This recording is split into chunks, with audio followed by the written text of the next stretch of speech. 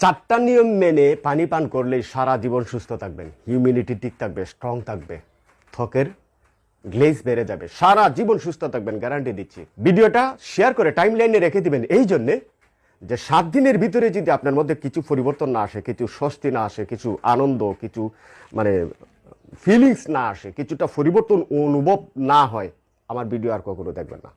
আবারও রিপ্লে দিচ্ছি, সকালে ঘুম থেকে উঠে খালি পেটে 1.5 থেকে 2 গ্লাস গরম পানি কিভাবে খাবেন, যেভাবে চা খায়।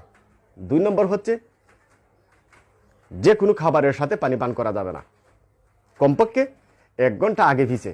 বেটার কোনো খাবারের 1 ঘন্টা আগে যদি পানি পান করতে পারেন তাহলে আপনার লিভার এবং স্টমাক শক্তিশালী হয়ে ওঠে।